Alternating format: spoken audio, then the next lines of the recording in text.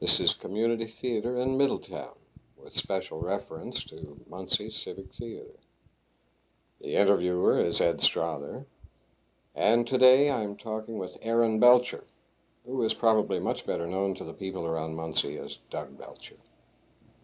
We are sitting in Doug's home here at 1321 West Gilbert in Muncie, and the date is July 2nd, 1985. Right at the moment, looking through Doug's windows, the sun is shining, but 5 minutes ago it was raining. So undoubtedly we can expect a sultry 85 degrees out there. Doug's home has a fireplace at one end of it. On that is a mantel, and there is a nice clock that you might pick up, or if you don't, you will hear the chimes from time to time, and that will keep us mindful of the time as it goes by. Doug, you and I have chatted already, and I know that you're a native of French Lick, Indiana, that you came up to Muncie, Indiana to go to school because of advice from a teacher or a superintendent, that you became a student at Ball State University, which was then Indiana State Normal School Eastern Division. Is that right? Right. And that you attended for about 2 years, then got a teaching job at Orleans, and you taught 4 or 5 different subjects, including physical education, math, physics, chemistry, and what have you. You returned to school, and after returning to school, you took a teaching job at Eaton, Indiana. And while it was at Eaton, you married Irene Belcher, right? Or Irene, who became Irene Belcher.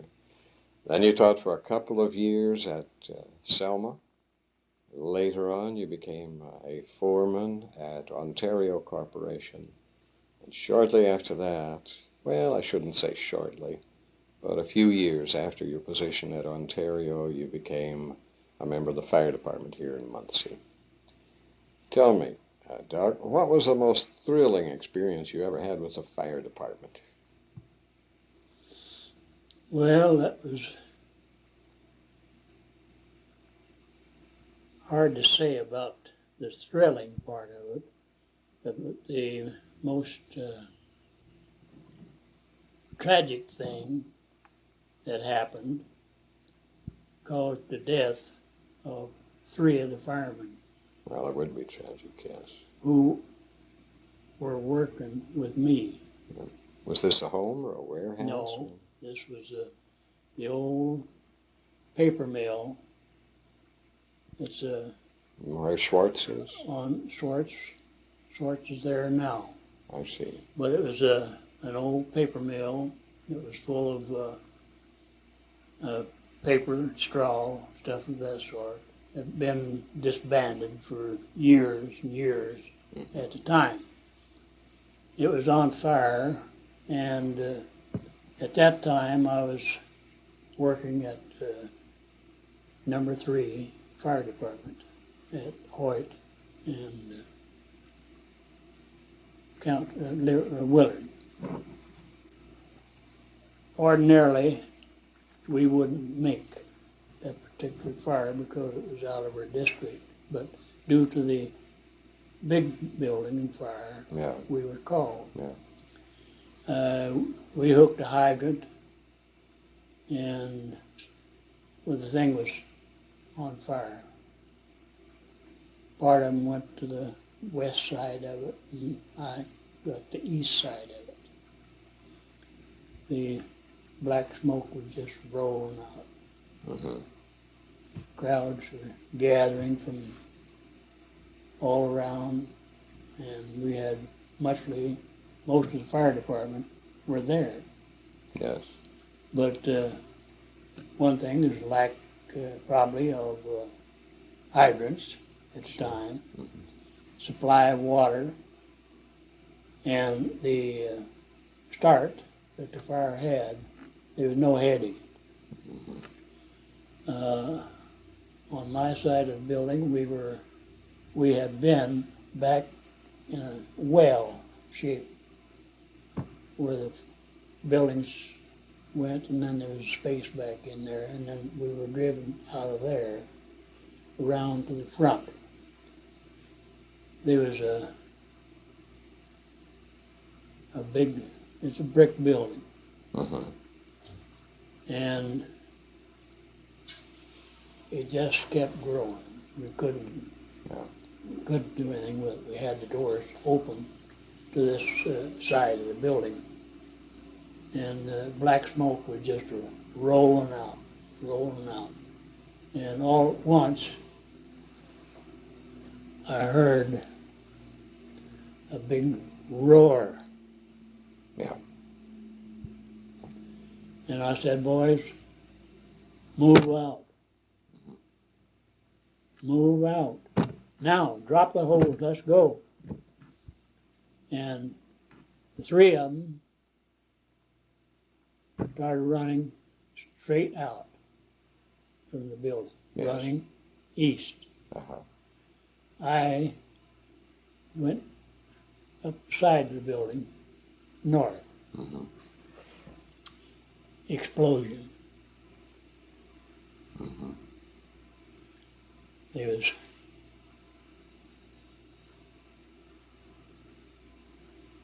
3 firemen were injured.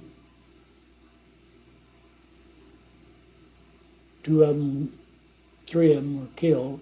Yes. Blast just blew them. Right. So it happened right about the center of the building. Yeah. Well, no, it was not right in the center of the building. I suppose we were down as far as maybe a little farther than the width of this house. Yeah, I see. 50 feet, maybe something from the end. Mm-hmm. And where I ran, the corner. Yeah, ran up the side here and ran towards, and we had the fire engine pumper giving us pressure. Mm-hmm. It was running by itself.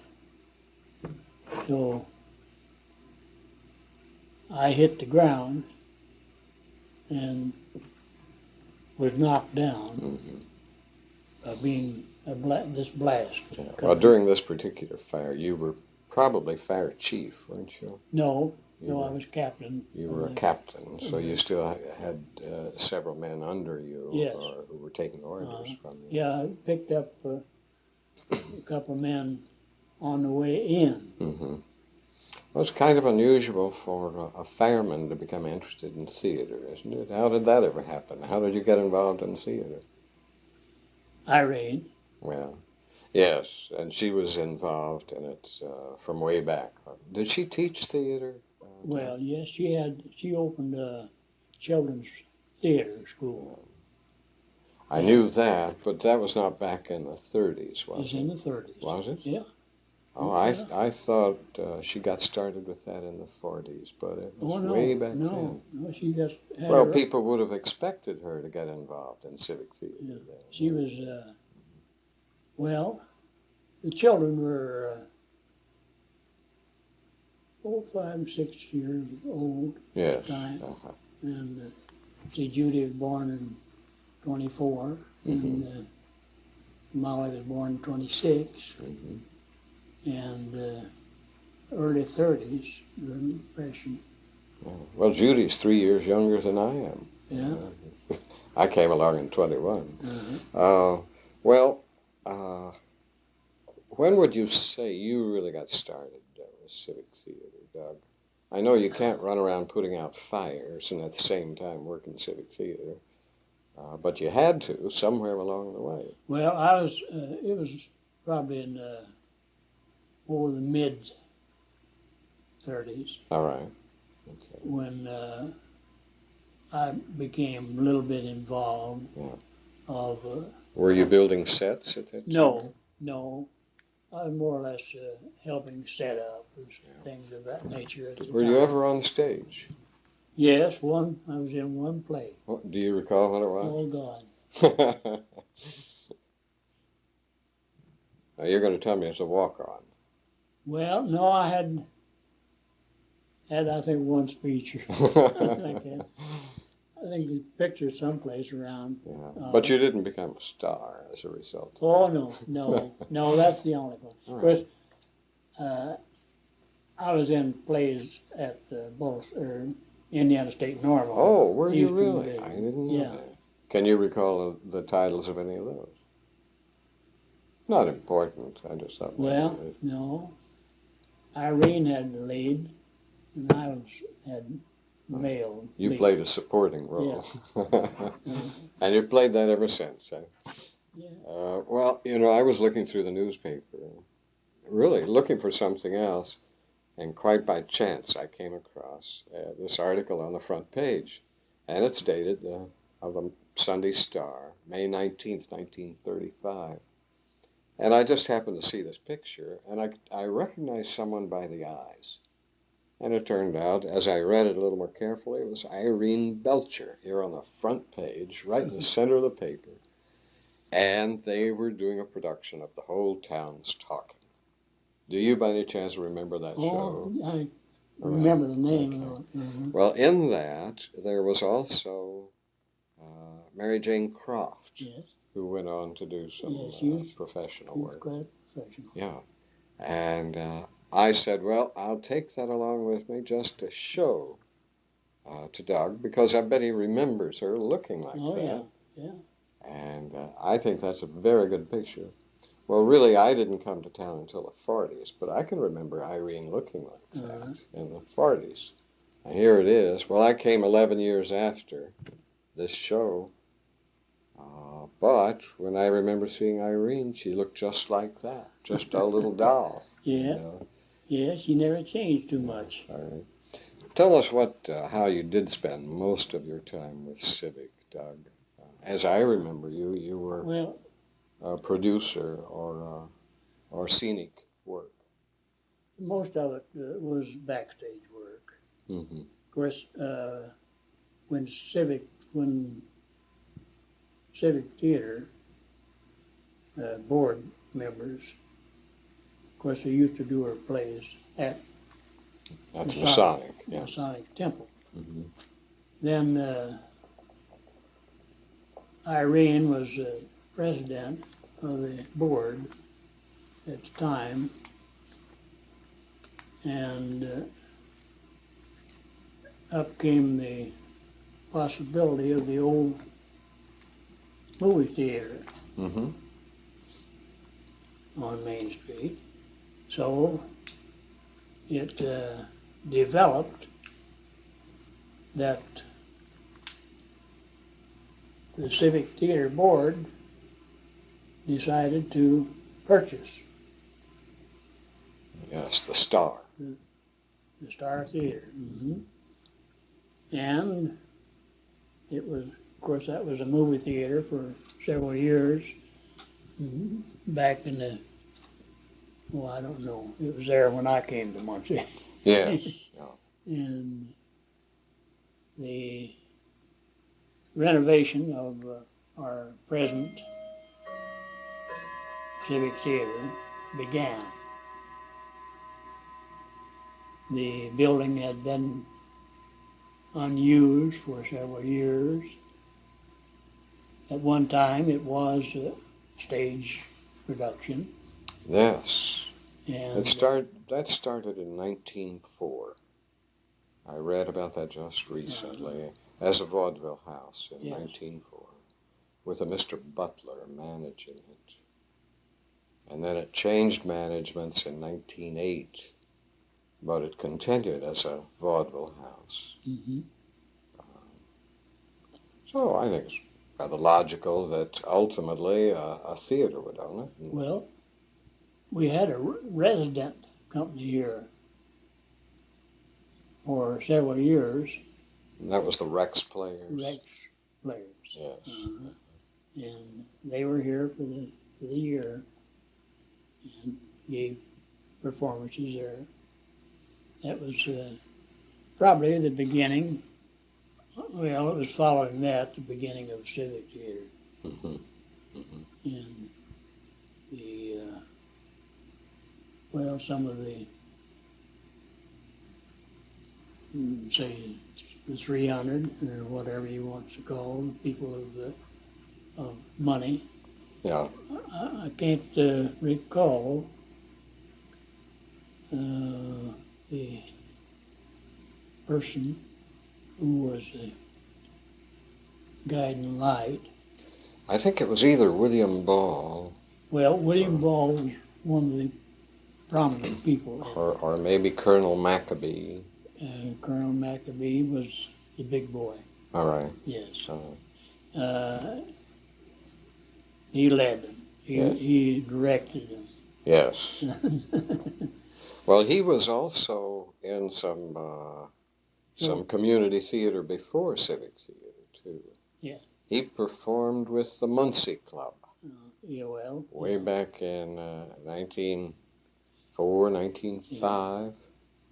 So he came in as an experienced man. That's Colonel Philip. Yeah. Where did he pick up the title, Colonel? Was it just because he was a commanding officer? Well, I really couldn't say. Was he in World War I and a commissioned Possibly officer? Was. Yeah. Possibly was. Well, he could. I didn't know him that well. Someone has told me that he directed plays like a colonel. Yeah. That he was a commanding officer. Pretty much so. Yeah.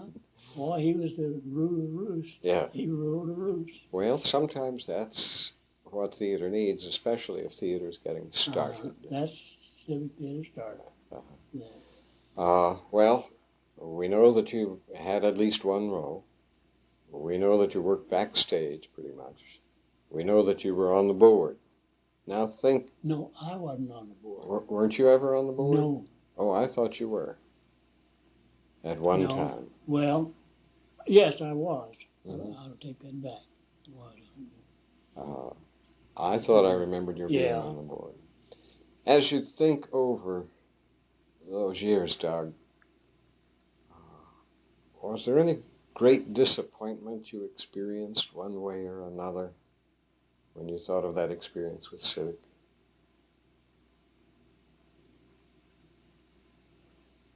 Well, it was pretty much the lack of money at the time of people to attend the theater, and we might say it pretty much on a shoestring, like it was with U.S. Ball State. Yeah. In starting the theater. But it gradually grew, and we had very good crowds. My work was always pretty much in maintenance of the building and doing things there, taking care of that sort of thing, and working with stage hands. Mm-hmm. Because back at that time, we the stage hands, of course, had a union, and anything that went on in the theater, some had to be hired. Yeah. And I was one who didn't belong to the union, but they accepted me as so you were hired nonetheless. Co-worker. Well, it seems to me I remember you being on curtain, as a matter of fact. On the curtain. Oh, yeah. Because you had to have a dependable man on that curtain. A curtain puller can ruin a show. Oh, yeah. And so that was important. I can remember something else about the performances back there in the Masonic Temple. And one thing I remember with real affection were those Sunday evening meals that were served, the rehearsal dinner that was served. Were you ever a cook for any of those Sunday dinners in Masonic Temple? Well, no, I was a helper. All right. I can remember Ruthie Maddox being something of a cook. And her friend, I can't recall her name. Was it Stevenson? But they were often together and worked backstage on props, I remember. Yeah. But I can remember also the chicken and noodles that were served at that rehearsal dinner. And boy, that was good. And there was always a lot of it. Yeah, oh, yeah. I can remember Harcourt Morrow. Oh, yeah. Once with a bib apron on, standing behind a table. Oh, He's very active. Yeah, dishing that up. Yeah. I never got to see Harcourt on stage, but I'm told he was very good. He was outstanding. You put him in a situation more like a drunkard or something like that. And he was very good, very good. Well, I've had that I report. always enjoyed Harcourt. Everybody did. And Irene worked with him in several shows. Well, now, Irene isn't here to speak for herself, but as you think back upon Irene's performances, did she have people that she enjoyed especially playing with on stage? She was in so many roles. Well, that's true.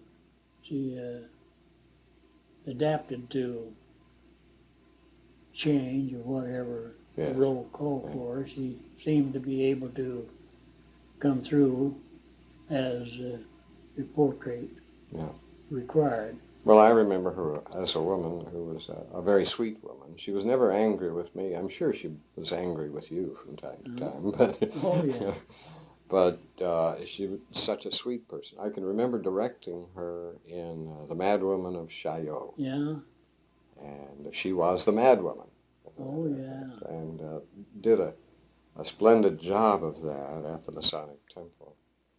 Now, in this production of The Whole Town's Talking, she played opposite Irish Walsh. And do you know how Irene and Irish got along? Oh, yes. No problem. No problem. No problem. Well, Irish is another one of those lovable Irishmen that it's difficult to imagine you would have trouble with. Yeah, he seemed, I don't know where he's still over in Ireland. No, he's back. Is he back? And I talked with him, tried to set up a time for an interview. But we're going to have to wait a few days to do that.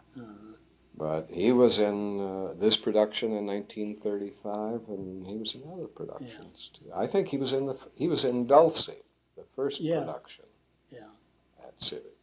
And it would be good to get Irish on tape. Oh, yes, it would. You spoke of the disappointment of patronage or money coming into the Treasury.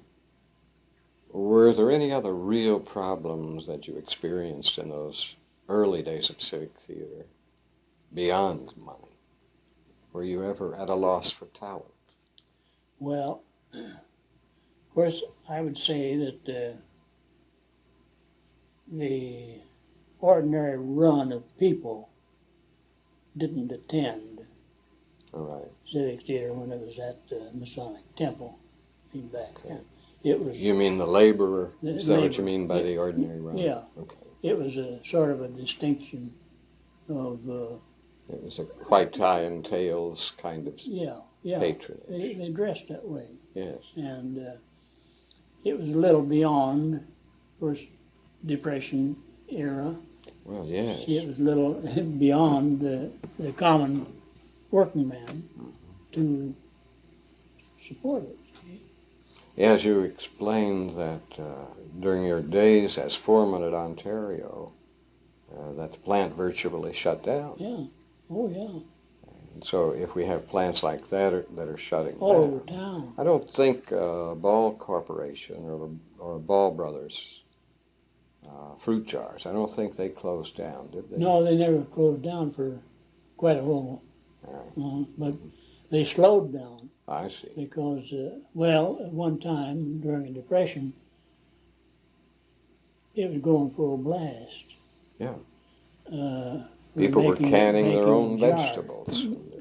Yeah, well, that came a little bit later, I think. But the fruit jars and things was their specialty, see. Yeah.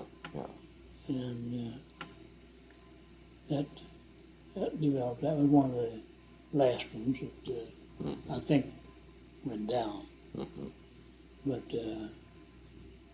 it was a rough time. Oh, yeah. It was a rough time. There's people out of work, people red lines and things else. We see some of it now. That's true. the great cheese giveaway. Mm. Well, of course, if you have a circumstance like that, you're not going to find great lines at a theater box office, I think. Mm-hmm. No, you didn't have it. That would be very true. There was plenty of money at that time from the upper crust, we say, that people who were owned businesses and had jobs with existing businesses and stuff like that weren't hurt so much. Yes.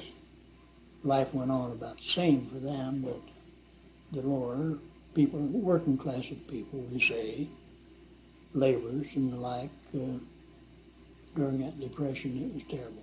Yeah. Well, let me interrupt here, Doug, just for a minute to identify this tape once again. This is the interviewer, Ed Strother, and I have been talking with Doug Belcher in his home on Gilbert, and the time, as I look at the clock, is now 2:28 in the afternoon of this July 2nd, 1985. This is Ed Strother, continuing an interview with Doug Belcher. And Doug, I think on this side, too, of this particular cassette, first question that comes to mind is, well, it drives at an effort to learn something about the children's playhouse, Irene's children's playhouse. So you think that got started in the 30s as well? Oh, yes. At about the same time Civic Theatre was getting started, Oh, yeah. the playhouse was started too. Yes, she had playhouse, her was going at the time. See, she started out teaching at a music studio. All right. Oh, very prominent person who used to be up on East Main Street, just beyond. Was it a private music teacher? Yeah, private music teacher. Oh. Man. And she rented his place when he wasn't teaching. I see. Then she moved to the Lutheran Church, which was on the corner of Madison and Jackson. I never knew that. Uh-huh. The building, well, the washing outfit's got it there now. French Steam died? Yeah, well, French Steam died up on the other corner. All right. This was on the corner of Madison and Jackson. Right? Oh, all right. Catty-cornered across from the fire station. All right. She taught there, and then she opened her own studio in a place of her own, right across from the city hall. Okay, on the corner of Jackson and Mulberry. No, Jackson and Jefferson. All right. The business building there. Yes. Yeah. Typewriter shop's right next to it. Yeah. Right across, right on the corner. We had 2 rooms there.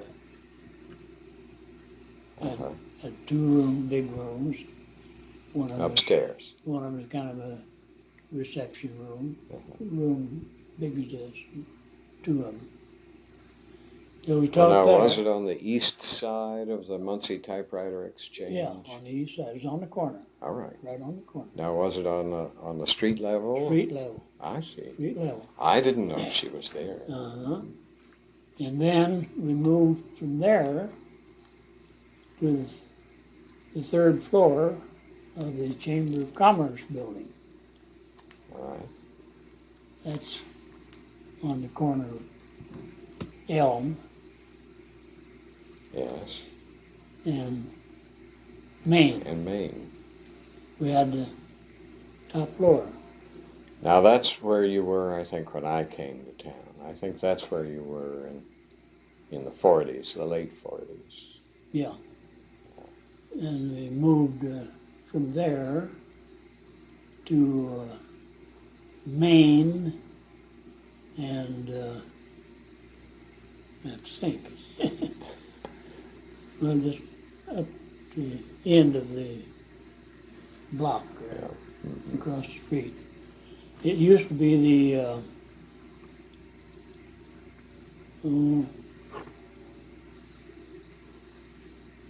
men's club All right.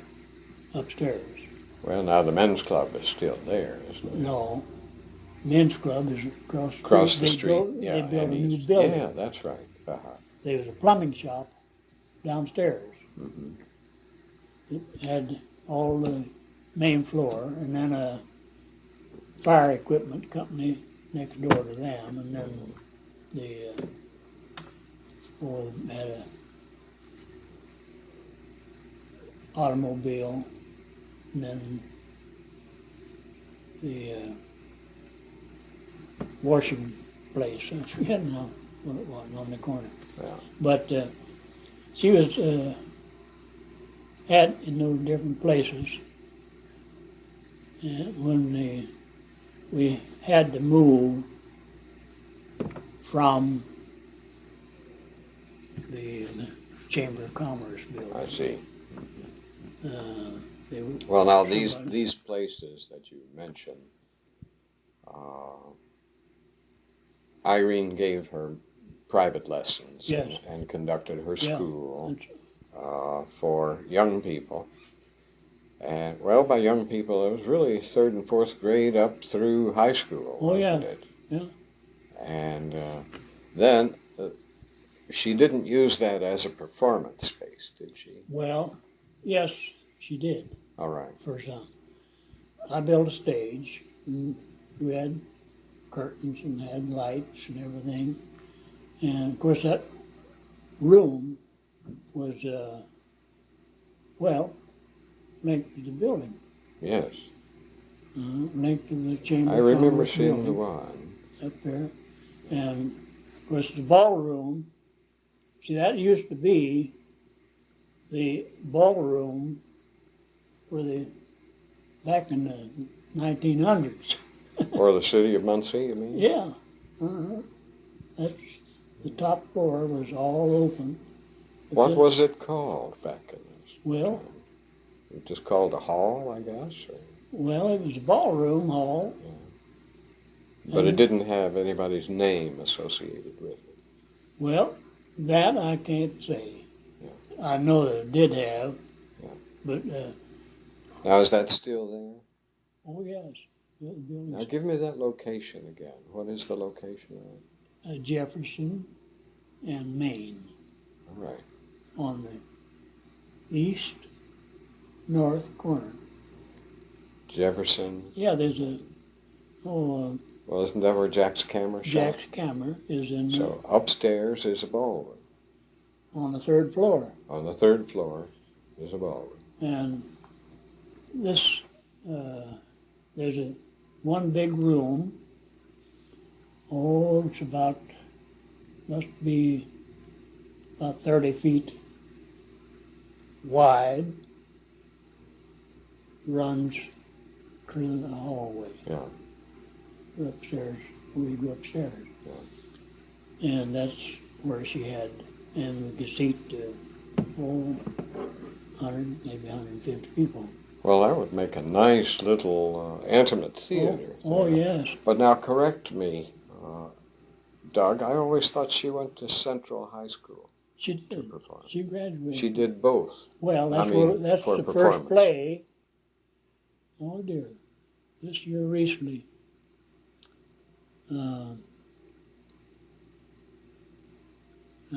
We were reading a piece about it.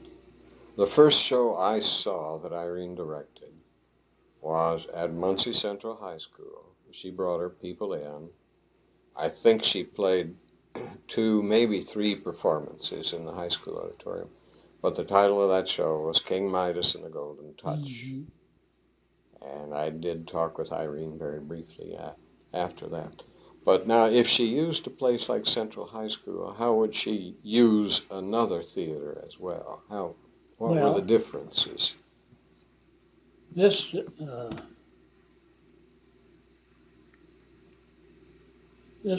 more or less a private in the school. studio. of All her right. studio. Okay, so it's parents and grandmothers Yeah, and grandfathers.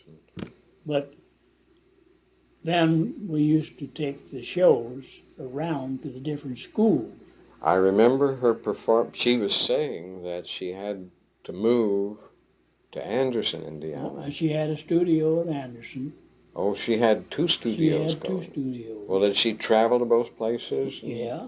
She went over there 2 days a week and here the other time, see. Well, that had to be pretty rough in Now, bad weather. As she usually did, she did the same plays in Anderson, another act she did them here. But she had different people. Yes. I mean, Anderson people and Muncie people. Yeah. And she'd do the show at Central High School. Mm-hmm. And then I'd move everything to Anderson, to the Longfellow School. Yes. That's, you get in the old road Right. and down, keep going straight down, you run into Longfellow School. She would perform these at more than one school in town. The same play at more than one school. Mm-hmm. And making sure that school children would have an opportunity Yeah. to see that. Because they couldn't all get to Muncie Central. No. Yeah. No. Well, that's really very interesting. Something else I remember about Irene, I think it was shortly after I moved into town. I believe she directed a show down at the High Street Methodist Church called yes. The Family Portrait. Yeah. Uh-huh. And You do? I didn't see that show. Oh, well. But I know she had some good talent in Mm-hmm. that show. Oh, yeah, we used Civic Theatre people. Yeah. Betty and... Was Betty in that? Mhm. It seems to me Jerry Harrell Jerry Harrell. was in that. Now, Wish on Harold Stoneware. Bob Miller was probably in Bob. it. Yeah. Now, Bob is somebody else who had a studio. Well, Bob did dancing. Yeah, a dance studio, tap dance dance. in Irene's studio. And he directed at Muncie Civic, Uh-huh. I remember. And he performed in Muncie Civic. Excellent performer. Oh, very good. Very good. Then, of course, Irene had a couple of years up in Michigan. Yes, was that Whitewater? Is that what it was Yeah. called? Clearwater? Mm.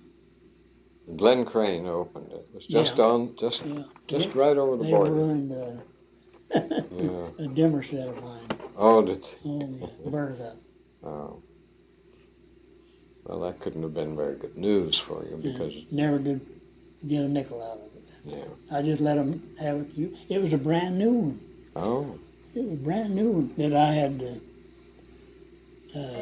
won at a convention.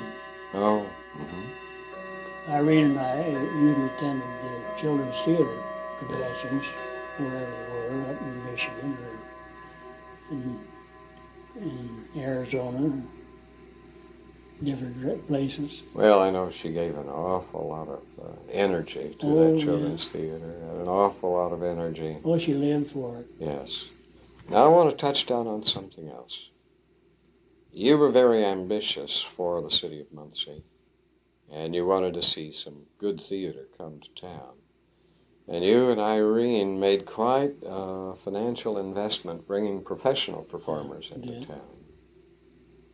I remember seeing J.B. down at the Rivoli Theater that you and Irene brought, and the marvelous singer you brought at the Ball Gymnasium. I can't recall her name. Got her picture on here. Have you? Yeah.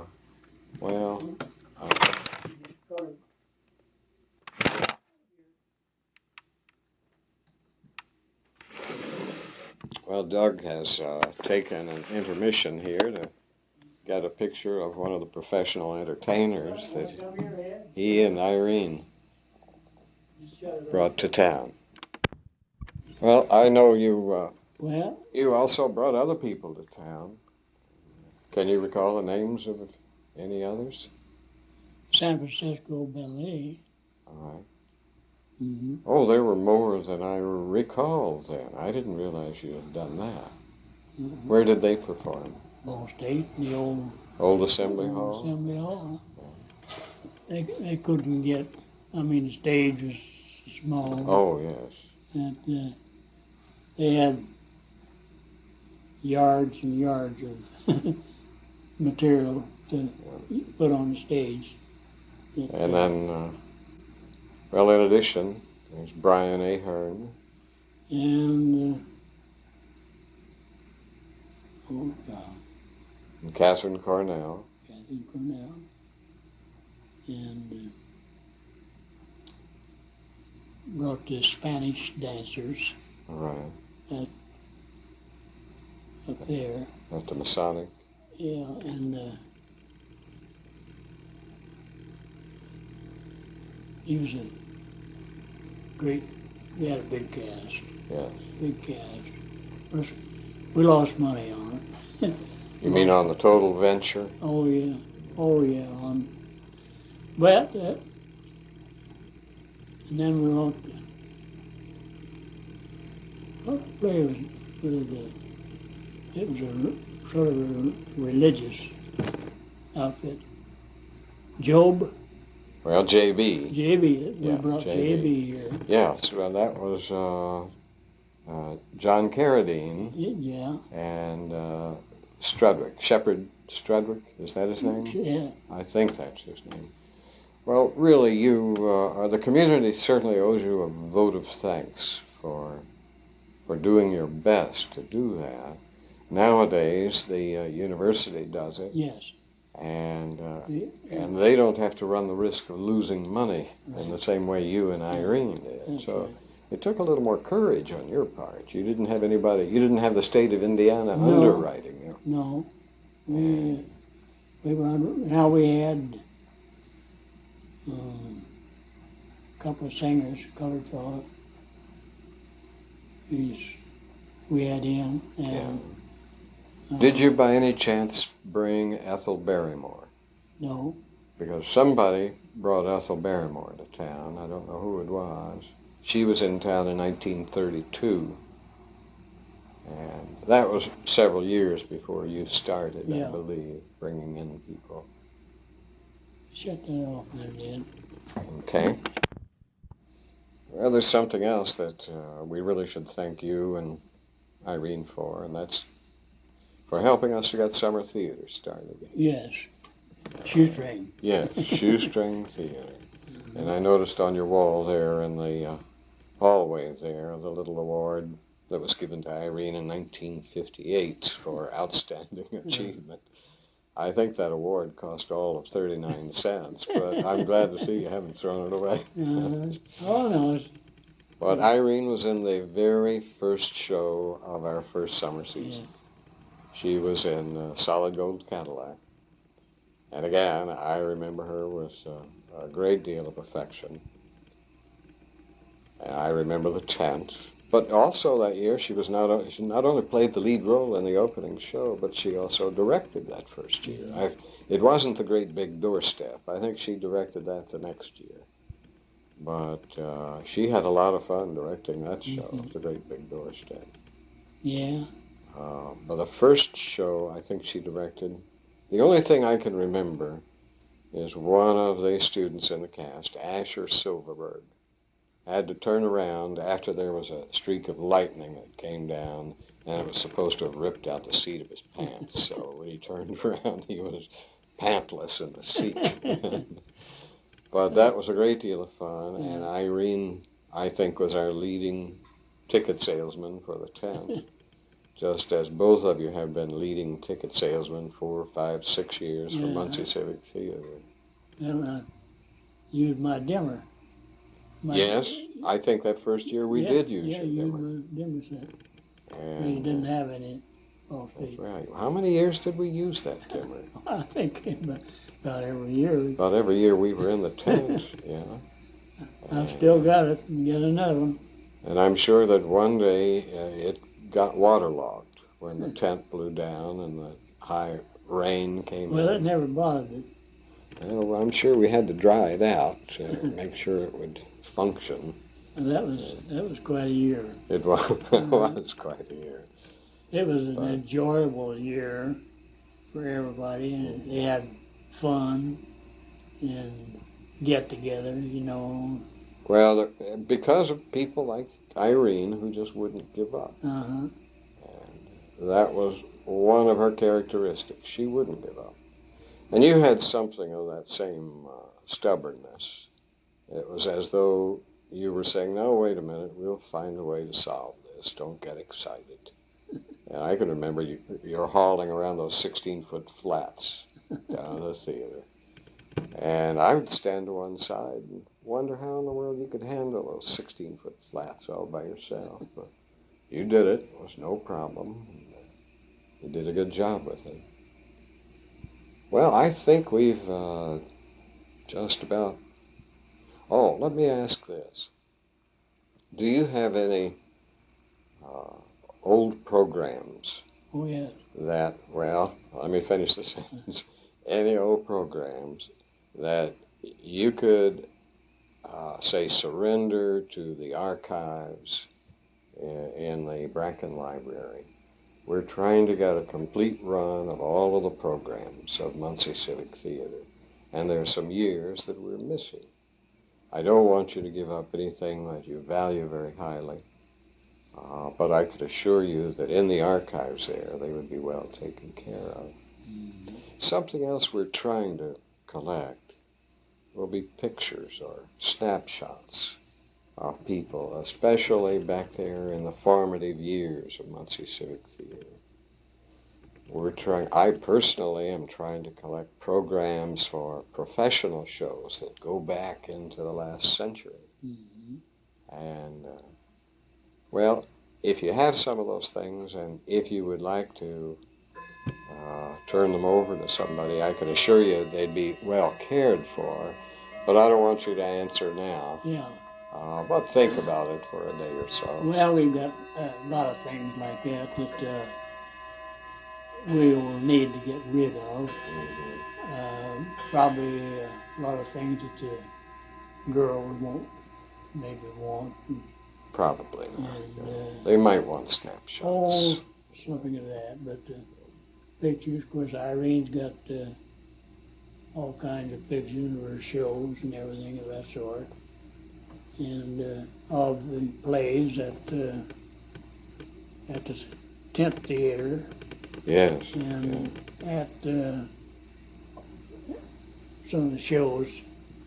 Some of the professional shows. Well, I mean some of the college shows. Oh, yeah. Mm-hmm. Uh-huh. Well, think about it and talk it over with Judy and see how the girls feel about that. But I'm sure that they'd be willing. We've got,